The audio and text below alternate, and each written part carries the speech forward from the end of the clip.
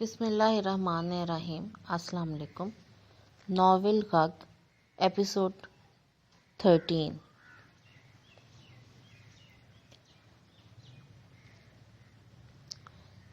قصہ ختم کر ہی دیتا اگر خان جی نے مجھے منع نہ کیا ہوتا، وہ کہہ کر کمرے کے جانب بڑھ گیا۔ مگر کیوں؟ اٹھ کر اس کے پیچھے آئے تھے۔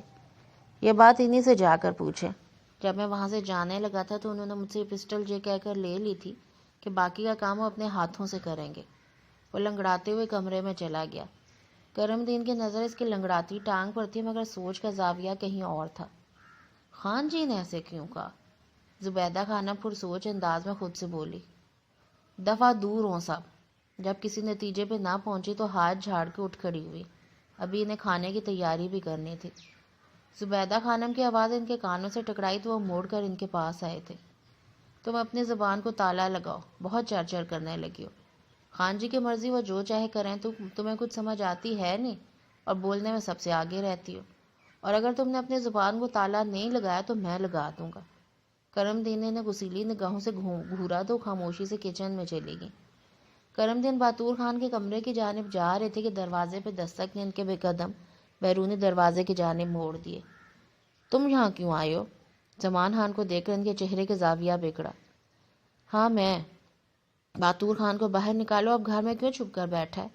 غصہ تو انہیں بہت تھا مگر ضبط کر کے۔ وہ نہیں ہے گھر پہ۔ وہ ارد گرد نظر دوڑاتے ہوئے بولے۔ تم کیسے باپ ہو؟ تم ہر بار اپنے بیٹے کو پٹنے کے لیے بھیج دیتے ہو۔ میں جانتا ہوں گھر میں چھپا بیٹھا ہے۔ پورے گاؤں نے اسے میر سے پٹتے ہوئے دیکھا ہے۔ زمان خان کی آنکھوں کی مسکراہٹ نے ان کے تن بدن میں آگ لگا دی۔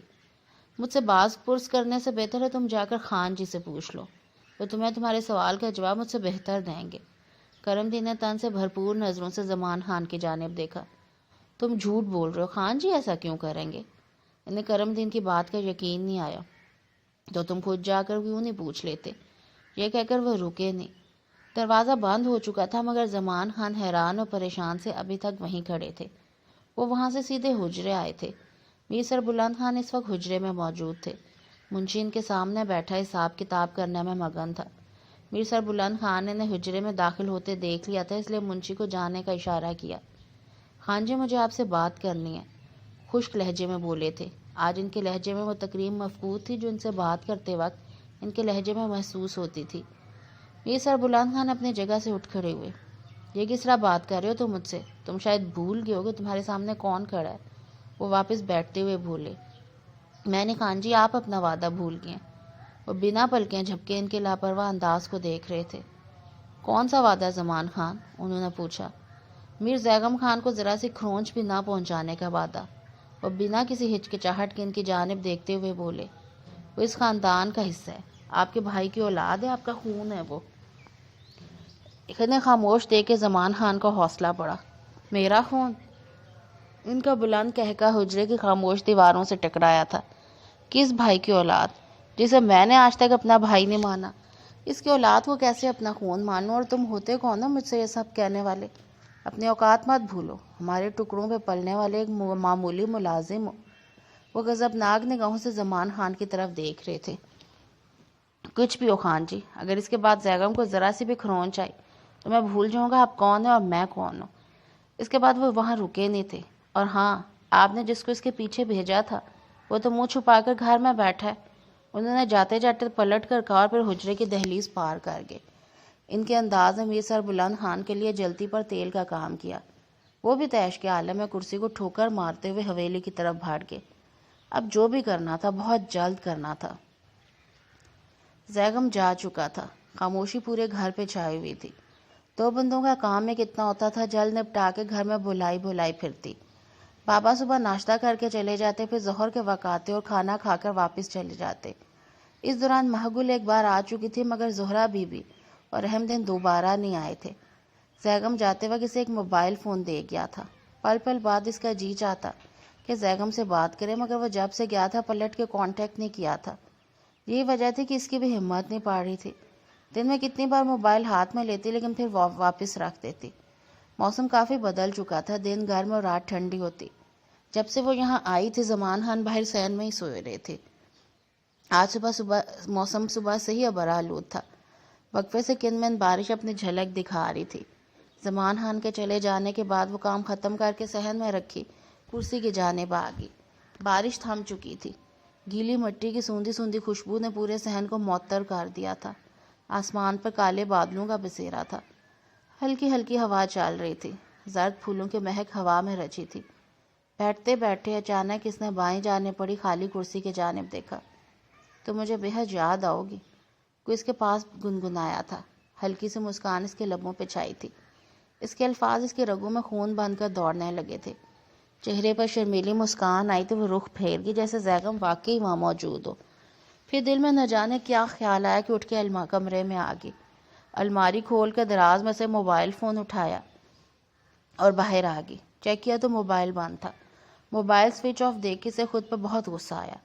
زیغم نے اگر کانٹیکٹ کیا بھی ہوگا تو موبائل سوئچ آف ہونے کی وجہ سے نہیں ہو پایا ہوگا۔ وہ یہی سوچتے ہوں گے کہ میں بات نہیں کرنا چاہ رہی اس لیے موبائل سوئچ آن ہی نہیں کیا۔ اب کیا کروں؟ اس نے موبائل کو بغور دیکھتے ہوئے سوچا۔ اس کا ارادہ تو کال کرنے کا تھا مگر اب ہمت نہیں پا رہی تھی۔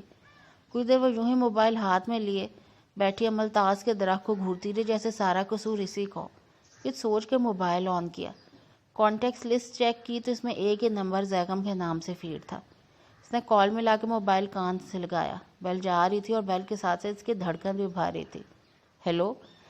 ہوا کا ایک ٹھنڈا جھونکا اسے ٹکرایا اور کچھ بھی بول نہیں پائی۔ مسکا؟ وہی بھاری لب و لہجہ۔ مسکا تم ٹھیک ہو؟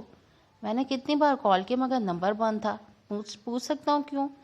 اس نے پوچھا۔ مجھے پتہ نہیں چلا کہ فون آف ہے۔ ابھی آپ کو کال کرنے کے غرض سے الماری سے نکالا معلوم ہوا۔ ابھی آن کر کے آپ کو کال کی۔ سوری، وہ آہستہ آواز میں بولی۔ میں نے آپ کو یہ فون الماری میں رکھنے کے لیے نہیں دیا تھا کہ آپ اسے ایک طرف رکھ کر بھول جائیں۔ آواز سے سنجیدگی جھلک رہی تھی۔ سوری بول تو رہی ہوں، مجھے کیا پتا تھا کہ فون بند ہوگا، آپ آن کر کے دیتے نا۔ اس کے جواب سے ہنسی تو بہت آئی مگر ضبط کر گیا۔ وہ جب سے یہاں آیا تھا ایک پل کے لیے بھی اس کا خیال اس سے دور نہیں ہوا تھا۔ فارغ ہوتے ہی اسے کال کرنے کی کوشش کرتا مگر سوئچ آف کی گردان اس کا منہ چڑھا رہی ہوتی۔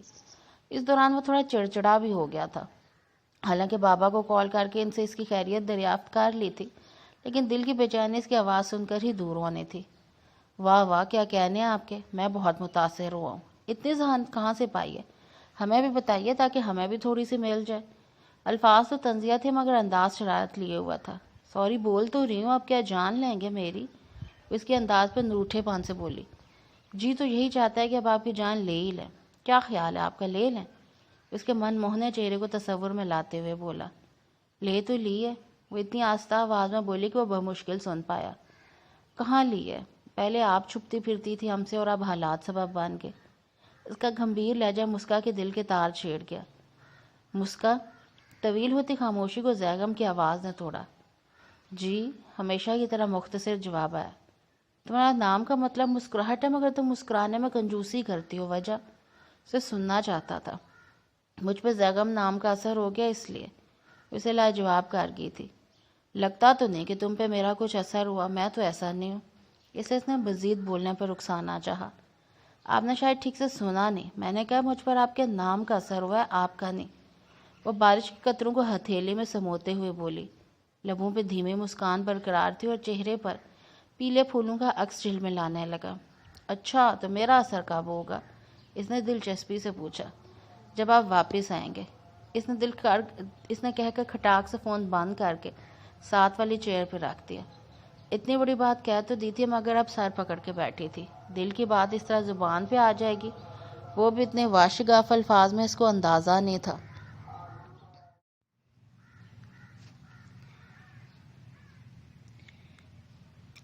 دل کی بات اس طرح زبان پہ آ جائے گی، وہ بھی اتنے واشگاف الفاظ میں سے اندازہ نہیں تھا۔ موبائل دوبارہ بجنے لگا تھا۔ اس نے اٹھا کر دیکھا اور کال ڈسکنیکٹ کر کے موبائل گود میں رکھ دیا۔ اب اس میں ہمت نہیں تھی مزید بات کرنے کی۔ میسج ٹون پہ اس نے موبائل اٹھا کے میسج اوپن کیا۔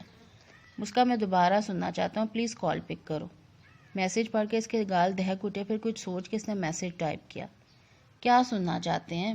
وہ مسکرائی۔ جو ابھی کہا تھا، کال پک کرو ورنہ میں آج ہی آ جاؤں گا۔ اس نے دھمکی دی۔ تو آج ہے؟ مسکا ڈھیٹ بنی۔ مسکا، میں آ گیا تو تمہاری خیر نہیں، اس نے غصہ دکھایا۔ اس کا میسج پڑھ کر ہنسی تھی۔ بارش تیز ہو چکی تھی۔ اس نے کرسی کو برآمدے میں رکھا اور خود پلر سے ٹیک لگا کر کھڑی ہوگی۔ اچھا، اس نے میسج ٹائپ کر کے آسمان کے جانب نظر کی۔ رنگ ٹون ایک بار پھر سے بجنے لگی تھی۔ اسکرین پہ بلنک ہوتا نام اس کے دھڑکن بن گیا تھا۔ وہ کیا تھی اور کیا بن گئی تھی اس ایک نام کی بدولت۔ یہ نام اس کے لیے ایک مضبوط پناہ گاہ تھا۔ کال مسلسل آ رہی تھی۔ اس کا دل نرم ہوا۔ اگلے ہی لمحے اس نے کال پک کی تھی۔ جی، اس نے آواز دھیمی رکھی۔ میں سننا چاہتا ہوں تمہیں۔ گھمبیر لہجہ اس کے دل میں ہلچل مچا گیا۔ کیا؟ وہ انجان بنی۔ مسکا۔ اس نے تمبی انداز اپنایا۔ وہ کھلکھلا کر ہنسی تھی۔ زاگم نے اسے پہلی بار اس طرح ہنستے ہوئے سنا تھا۔ آپ کب آئیں گے؟ اس نے اس کا دھیان کسی اور سمت لے جانا چاہا۔ جو میں پوچھ رہا ہوں وہ بتاؤ۔ وہ جلدی میں لگ رہا تھا۔ کیا پوچھ رہے تھے؟ مسکا نے چھیڑا۔ فائن، اللہ حافظ۔ یہ کہتے ساتھ اس نے کال کاٹ دی۔ یہ سب اس نے اتنی تیزی میں کہا کہ وہ پکار بھی نہ سکی۔ فون کیا بند ہوا اسے اپنے دل کی دھڑکن پہ رکتے ہوئے محسوس ہوئی۔ اس نے فوراً کال کا بٹن پریس کیا مگر فون سوئچ آف تھا۔ اس نے نچلا لب دانتوں تلے کچل ڈالا۔ وہ ابھی روم میں آیا ہی تھا کہ موبائل کی رنگ ٹون بجی۔ ہاتھ میں پکڑا بیگ اس نے بیڈ پہ پھینکا اور پاکٹ سے موبائل نکالا۔ ارحم کالنگ پہ نظر پڑی تو وہ مسکرا دیا۔ کہاں ہے تو خبیث؟ ارحم کی آواز سن کے اس کے تھکے ماندے اعصاب پر سکون ہوئے۔ وہ بزنس کے سلسلے میں آؤٹ آف کنٹری تھے، اس لیے اسلام آباد آتے وقت وہ ارحم سے مل نہیں پایا تھا اور نہ ہی اسے اس کی ٹریننگ سٹارٹ ہونے کا بتایا تھا۔ یار بس ہر وقت لڑتے ہی رہنا، کبھی پیار سے بھی بات کر لیا کرو، بندہ کچھ حال چال ہی پوچھتا ہے۔ وہ ہنستے ہوئے بولا۔ ہاں پوچھتا ہوں تیرا حال، پہلے تو یہ بتا کہاں اس وقت، مجھے ابھی ملنا ہے۔ ارحم نے اس سے پوچھا۔ میں تو اس وقت اسلام آباد میں ہوں، ٹریننگ سٹارٹ ہو چکی ہے۔ وہ بیڈ پہ دراز ہوتے ہوئے بولا۔ ٹریننگ شروع ہوگی اور تو نے مجھے بتانا ضروری بھی نہیں سمجھا؟ وہ اپنے مخصوص انداز میں بولا۔ تو میری بیوی ہے کہ کیا تجھے بتانا ضروری ہے؟ وہ بھی اسی کے انداز میں بولا۔ اچھا، تو بیوی کی یاد ستا رہی ہے جناب کو۔ ارحم نے اسے کلین بولڈ کیا۔ مسکا کا چہرہ اس کی نگاہوں میں آن بسا۔ ویسے دن میں کتنی بار کال کرتی، اسے میسیجز کرتی، مگر وہ نہ تو کال پک کرتا اور نہ ہی میسیجز کا جواب دیتا، بس اس کے ٹیکسٹ کے انداز کو انجوائے کرتا رہتا۔ بکواس نہ کر، وہ سر جھٹکتے ہوئے بولا۔ اچھا یہ بتاؤ کب آ رہے ہو؟ ارحم نے پوچھا۔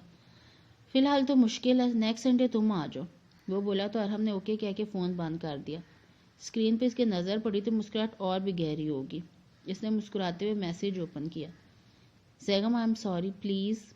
ہر روز وہ اسے سوری کے ڈھیروں میسیجز کرتی تھی، ادھر ادھر کی ڈھیروں باتیں، گاؤں کی باتیں، بابا کی باتیں۔ وہ خود کو بمشکل جواب دینے سے روکتا۔ اس نے ہنستے ہوئے کال ملائی، فون کان سے لگایا۔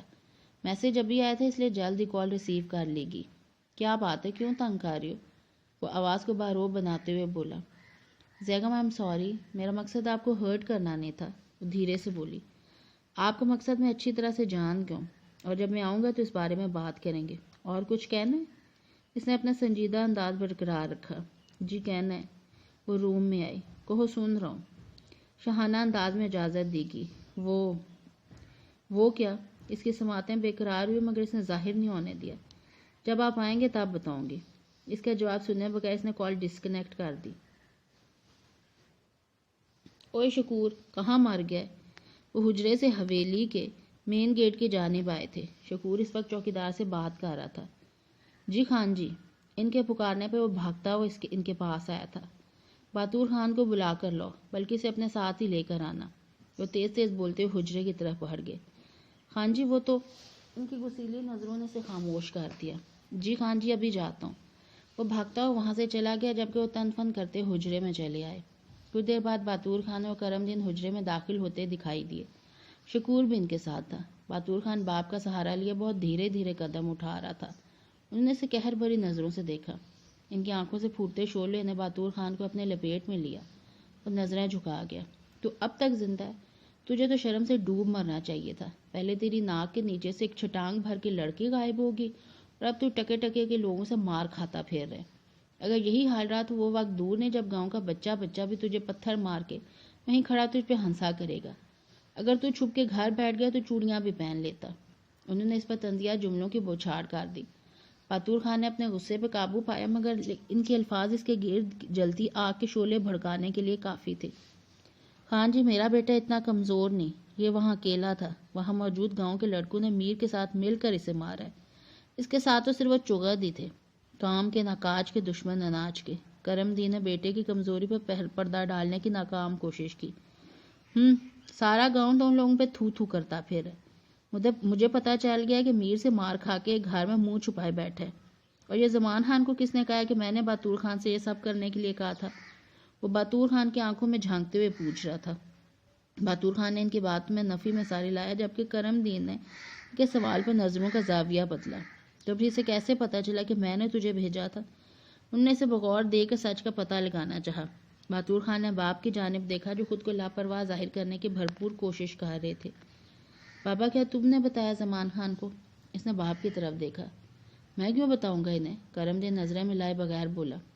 سچ بولو کرم دین، میر سر بلند خان دھاڑے۔ وہ خان جی میرے منہ سے نکل گیا تھا۔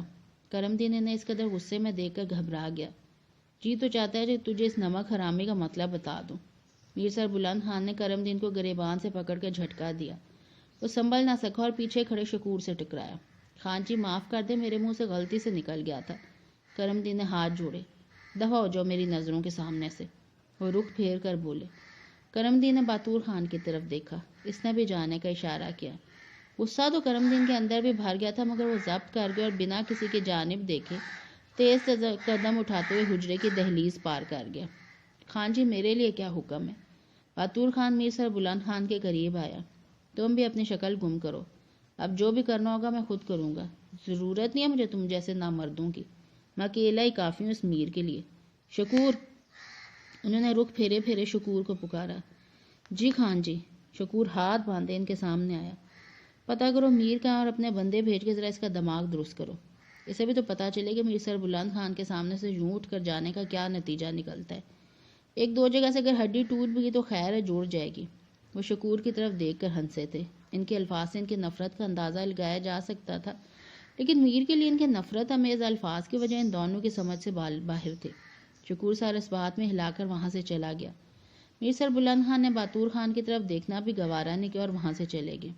باتور خان کا وجود چولوں کی لپیٹ میں تھا۔ کل تک جو جگہ اس کی تھی آج وہاں شکور کا راج تھا۔ اس کا جی چاہا وہ یہاں موجود ہر چیز کو تہس نہس کر دے۔ اپنی بے عزتی کا بدلہ تو میں تم سے لے کر رہوں گا۔ وہ دھیرے دھیرے چلتا ہوا حجرے کی دہلیز پار کر گیا۔ گرمیاں انجام بخیر ہو چکی تھی اور جاڑا آہستہ آہستہ اپنے پر پھیلا کے ہر شے کو اپنی لپیٹ میں لے رہا تھا۔ دن بہت سستی سے گزر رہے تھے۔ موسم کی تبدیلی نے اسے احساس دلایا کہ سردیوں کے کپڑے اس کے پاس نہ ہونے کے برابر تھے۔ ابھی سردیوں کی شروعات تھی۔ دن میں دھوپ ہوتی تھی اس لیے اتنی پرواہ نہیں ہوتی تھی، مگر رات کو سردی اپنے ہونے کا پتہ دیتی تھی۔ اس کا سارا دن یوں ہی گزر جاتا۔ گھر سے باہر بھی نہیں جا سکتی تھی اور نہ ہی کوئی اس سے ملنے آتا تھا۔ زہرہ بی بی اور رحم دین بھی کم ہی اس سے ملنے آتے تھے۔ اس کا بہت جی چاہتا تھا کہ گھر جائے، مگر اسے درپیش حالات اجازت نہیں دیتے تھے۔ زیگم سے بھی کبھی کبھار بات ہو پاتی تھی۔ دن میں زیگم کی مصروفیت کی وجہ سے بات نہیں ہو پاتی تھی اور رات کو اس پہ نیند حاوی ہوتی۔ اب تو زیگم نے اس کی نیند کے خیال سے اسے کال کرنا چھوڑ دیا تھا۔ اکثر صبح کو آنکھ کھلتی تو موبائل کی اسکرین پہ مسڈ کال دیکھ کر اس کا دل بوجھل ہو جاتا۔ پھر سارا دن اسی بوجھل پن میں گزار دیتی۔ خود پہ غصہ بھی آتا اور خود سے عہد بھی کرتی کہ نیند کو خود پہ حاوی نہیں ہونے دے گی، مگر جیسے ہی تکیے پہ سر رکھتی دنیا و مافیا سے غافل ہو جاتی۔ اب تو اس نے کمرے میں جانا ہی چھوڑ دیا تھا۔ کافی دیر تک ادھر ادھر کے کاموں میں خود کو بزی رکھتی تاکہ نیند کے ہاتھ نہ لگ سکے۔ اب تو جب سے موسم تبدیل ہوا تھا، زمان خان کمرے میں سونے لگے تھے تو وہ صحن میں چارپائی پہ لیٹ کر تاروں بھرے آسمان پہ نظریں ٹکائے اس کی کال کا انتظار کرتی رہتی، مگر اب وہ اس کی روٹین سے واقف ہو گیا تھا، اس لیے کال کرنا ہی چھوڑ دیا تھا۔ آج اس نے سوچا تھا کہ وہ خود ہی کال کرے گی، اس لیے صبح ہی سے رات کا انتظار تھا۔ زمان خان ناشتہ کر کے جا چکے تھے۔ اس کے جانے کے بعد اس نے ان کا کمرہ صاف کیا، پھر اپنے کمرے کی صفائی کی۔ اس کے بعد کچے صحن میں پانی کا چھڑکاؤ کر کے جھاڑو لگائے۔ اسے اس کام سے فارغ ہوتے ہوتے 10 بج چکے تھے۔ سرما کے سورج کی سنہری دھوپ املتاس کے پیڑ کے پیچھے سے چھن کر آتی کچے صحن میں پھیلتی جا رہی تھی۔ املتاس کے پھول دھوپ میں چمک رہے تھے۔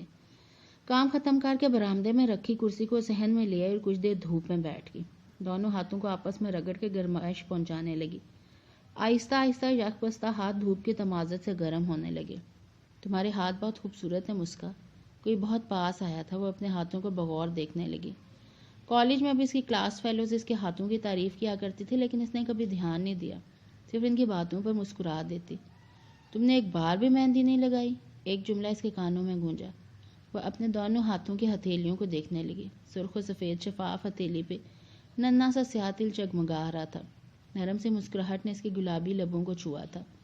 زیگم کے ساتھ گزارے پل ایک ایک کر کے اس کی آنکھوں کے سامنے کسی فلم کی طرح گزرنے لگے۔ دھوپ اچھی خاصی تیز ہو چکی تھی۔ نرم مسکراہٹ لبوں پر سجائے وہ باورچی خانے میں آ گئی۔ زمان خان جاتے جاتے سے پالک کا ساگ بنانے کا کہہ گئے تھے۔ وہ چھری اور پالک لیے اپنی جگہ پہ واپس آئی۔ پالک کی ٹوکری اور چھری اس نے کرسی پہ رکھی اور برآمدے سے ٹیبل اٹھا لائی اور وہیں بیٹھ کے ساگ صاف کرنے لگی۔ ساگ صاف کرنے کے بعد اس نے چولہے پہ چڑھایا اور آٹا گوندنے لگی۔ اس دوران ساگ بوائل ہو چکا تھا۔ اس نے ترکاری بنائی، ساتھ میں لسی بھی بنا لی۔ کچن کے کاموں سے فارغ ہونے کے بعد وہ فریش ہونے کے لیے کمرے میں آ گئی۔ الماری سے اپنا ایک نسبتاً گرم سوٹ نکالا۔ یہ سوٹ زہرا بی بی نے اس کے جہیز کے لیے بنایا تھا۔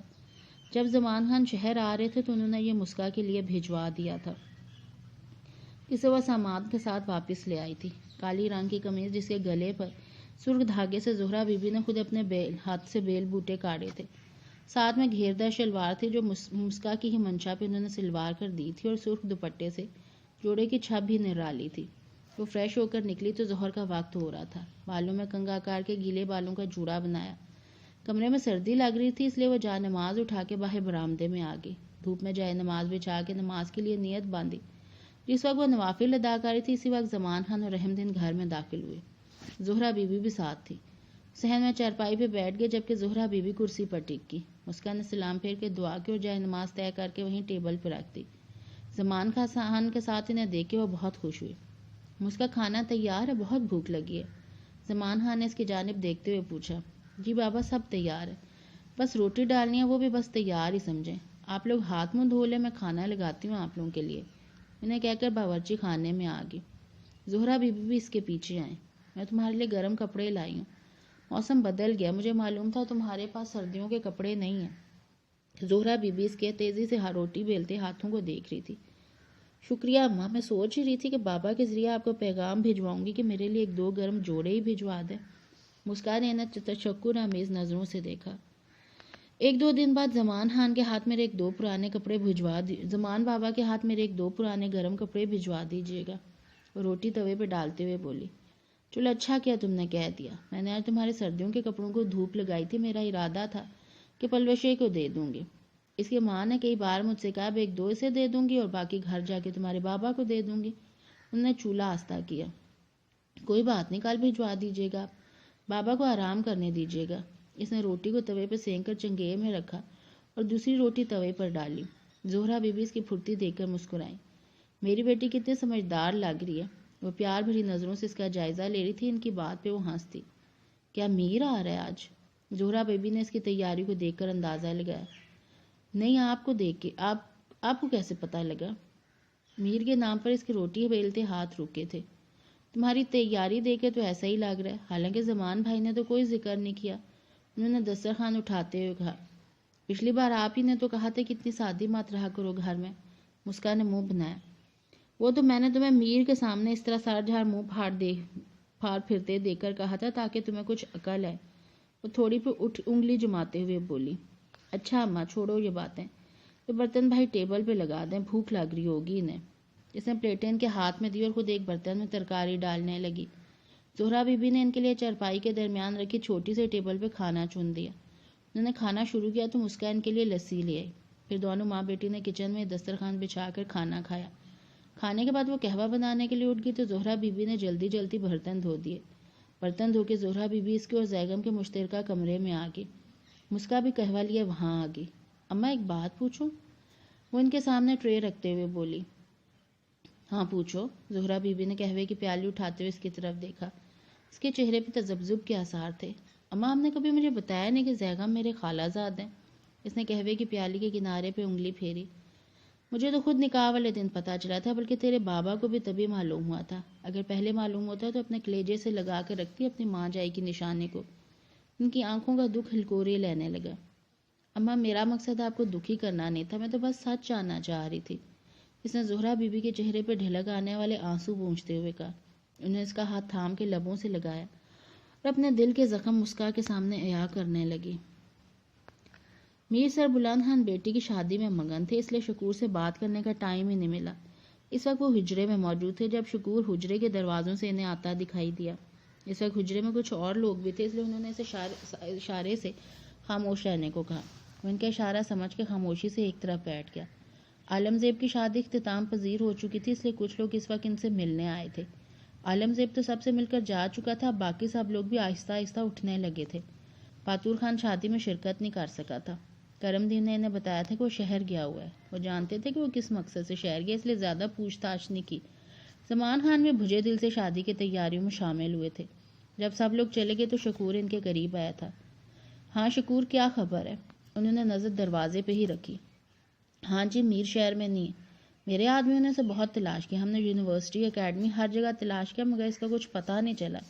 شکور نے پیڑھی ان کے قریب کھسکائی اور اس پہ بیٹھتے ہوئے دھیرے سے بولا، وہ جانا کہاں؟ اس نے وہیں کہیں ہوگا۔ انہوں نے ٹانگ اس کے آگے کی جسے وہ ہلکے ہاتھوں سے دبانے لگا۔ وہ جی ہم نے ہر جگہ دیکھا اسے، وہاں لوگوں سے بھی پوچھ تاچھ کی، لیکن ان میں سے کوئی بھی نہیں جانتا کہ وہ کہاں ہے۔ اکیڈمی والے بھی کہہ رہے ہیں کہ اس نے نوکری سے استعفیٰ دے دیا، اور جی وہ بتا رہے تھے کہ اس کی کوئی پکی والی نوکری لگ گئی ہے، اس لیے اس نے یہ نوکری چھوڑ دی۔ اس کے علاوہ مزید کچھ نہیں جانتے۔ شکور نے اپنے چندی چندی سے آنکھیں کھول کر انہیں بتایا۔ پکی والی نوکری؟ میر سر بلند خان سوچ میں پڑ گئے۔ سرکاری ماسٹر بن گیا ہوگا۔ انہوں نے اپنی محدود سوچ کو زبان دی۔ میرے آدمیوں کو شک ہے کہ وہ شہر سے باہر ہے، شکور نے مزید بتایا۔ چلو خیر، ہم انتظار کر لیں گے۔ میر سر بلند خان نے سگریٹ سلگائی۔ اس کا باپ ہم سے بچ نہ سکا تو وہ کیا شے ہے؟ جہاں جانا چاہتا ہے چلا جائے، اپنے سارے ارمان پورے کر لے۔ اس کے باپ کو بھی ہم نے اس دنیا سے ارمان ہی نہیں بھیجا، تو اسے بھی ایسے تھوڑی نہ بھیج دیں گے۔ انہوں نے دل میں سوچا، پھر مونچھوں کو تاؤ دیتے ہوئے شکور کو دیکھا۔ وہ بھی انہیں دیکھ کر مسکرا دیا۔ اور خان جی، میرے آدمیوں نے پاتور خان کو بھی وہاں دیکھا تھا، مجھے لگتا ہے وہ بھی اسی کام سے گیا تھا۔ شکور کے ہاتھوں میں تیزی آئی۔ اسے بھی ارمان پورا کر لینے دے، دونوں صورتوں میں ہمارا ہی فائدہ ہے۔ ان کا کہہ کر حجرے کی خاموش دیواروں سے ٹکرایا۔ مگر خان جی، شکور نے کچھ کہنا چاہا، مگر انہوں نے ہاتھ کے اشارے سے اسے روک دیا۔ وہ تو فکر نہ کر، اب باتور سونے کا بھی باندھ کے آ جائے تو شکور نہیں باندھ سکتا۔ ان کی بات پہ خوشی کے مارے شکور کی باتیں کھل گئی، جس کے لیے بڑی خوشی والی بات تھی کہ میر سر بلند خان کی نظر کرم اس پہ آ ٹھہری تھی۔ اب تو اس کے لیے اس کام کو پایا تکمیل تک پہنچانا بہت ضروری ہو گیا تھا۔ مہربانی خان، آپ کے لیے تو جان بھی حاضر ہے۔ شکور کے ہاتھوں کا دباؤ ان کی ٹانگ پر بھر گیا۔ چل بس کر۔ وہ ٹانگ کھینچ کر کھڑے ہو گئے۔ میں حویلی جا رہا ہوں، تو ذرا زمان خان سے جا کر کہہ کہ حویلی آ کر مجھ سے ملے۔ وہ حویلی میں کھلنے والی دروازے کی جانب بڑھے۔ جی خان، ابھی جاتا ہوں۔ شکور نے اٹھ کے پیڑھی چارپائی کے نیچے دھکیلی۔ او ہاں، باتور خان پہ بھی نظر رکھ، انہوں نے کہا تو وہ سر ہلاتا حجرے کے گیٹ کے جانے بڑھا، لیکن کچھ سوچ کر رک گیا۔ ہاں جی، مجھے ایک بات اور بھی بتانی تھی۔ وہ بھاگتا ہوا ان کے پاس آیا، جو اس کی بات سن کے دروازے کے پاس ہی رک کے اور نظروں ہی نظروں میں استفسار کیا۔ وہ جی آج کل رحم دین اور اس کی گھر والی زمان خان کے گھر کے بڑے چکر لگا رہے ہیں۔ انہیں اس کی حیرانی کی وجہ سمجھ میں نہ آئی۔ تو اس میں ایسی کیا حیرانی کی بات ہے؟ وہ ایک دوسرے کی طرف آتے جاتے رہتے ہیں۔ میں آپ کی قربان جاؤں خان جی، اس کی گھر والی کا کیا کام ہے؟ اتنے عرصے میں نے کبھی سے زمان خان کے گھر جاتے ہوئے نہیں دیکھا، صرف معگولے جاتی ہے۔ رحم دین کی گھر والی کا کیا کام؟ اپنے تین دور کی کوڑی لایا تھا۔ بات تو تیری غور طلب ہے، وہ پرسوچ انداز میں بولے۔ اور جی گھر میں پورا راشن ڈلوایا اس نے، گوشت، دودھ، انڈے، سبزیاں۔ اب ایک اکیلا بندہ اور اتنا سب کچھ۔ پہلے تو میر کے جانے کے بعد فرید گل کے ہوٹل سے ہی کچھ نہ کچھ کھا لیتا تھا، مگر اب تو ظہر پڑھ کے گھر چلا جاتا ہے، اور تو رحم دین اور مولوی صاحب کے علاوہ کسی سے بات تک نہیں کرتا۔ مجھے تو دال میں کچھ کالا لگتا ہے۔ ابھی کل ہی کی بات ہے کہ میں نے رحم دین اور اس کی گھر والی کو زمان خان کے گھر جاتے دیکھا۔ زمان خان بھی ساتھ ہی تھا۔ رحم دین کا انداز ایسا تھا جیسے وہ اس بات کو کسی کے علم میں نہ لانا چاہتا ہو کہ وہ اور اس کی بیوی زمان خان کے گھر جاتے ہیں۔ تو پتہ لگا اس بات کا کہ آخر وہ دونوں اس طرح چھپ چھپ کر زمان خان کے گھر کیوں جاتے ہیں۔ تو میر سر بلند خان کو بھی شک ہو رہا تھا۔ اور خان جی، رحم دین کی گھر والی نے ہاتھ میں گٹھڑی بھی اٹھا رکھی تھی۔ مجھے تجسس ہوا کہ گٹھڑی میں کیا ہے، اس لیے میں وہیں درخت کی آڑ میں ان کی واپسی کا انتظار کرنے لگا۔ وہ مزید رازداری سے بولا۔ پھر انہوں نے آگے جاننا چاہا۔ پھر کیا جی، ساری دوپہر گزر گئی۔ پھر عصر کے وقت دونوں میاں بیوی اسی رازداری سے باہر آئے، ساتھ میں زمان خان بھی تھا۔ زمان خان نے ارد گرد نظر دوڑائی، پہ دروازے کو تالا لگا دیا۔ رحم دین اور اس کی گھر والی تو اپنے راستے ہو لیے، مگر جی، اوے مگر نہ کر، جلدی کر۔ میر سر بلند خان کا صبر جواب دے گیا۔ خان جی، زمان خان دروازے کی جانب ایسے جھکا تھا جیسے کسی سے بات کر رہا ہو۔ اس نے اب اپنی باتوں کی پٹاری میں سے آخری بات نکالی۔ میرا خیال ہے خان جی میر آپ کے خوف سے گھر میں چھپا بیٹھا ہے، یا پھر زمان خان نے اسے باہر نکلنے سے منع کیا۔ میر جس انداز میں میرے پاس آیا تھا اس سے لگتا تو نہیں کہ وہ ڈرنے والا ہے، بڑا دلیر لگتا ہے، اور دوسری بات بھی ممکن ہے کیونکہ رشید نے خود میر کو گلزم خان کے ساتھ شہر جاتے ہوئے دیکھا تھا، اور اگر وہ واپس بھی آیا تو اتنا عرصہ گھر میں بند رہنا، یہ بات ماننی مشکل ہے۔ تم ایسا کرو کہ زمان خان پہ اپنی پوری نظر رکھو، مجھے اس کے پل پل کی خبر چاہیے۔ یہ کہہ کے رکے نہیں اور پچھلے دروازے سے حویلی میں داخل ہو گئے، جبکہ شکور خود کو شاباش دیتا ہوا حجرے کی دہلیز پار کر گیا۔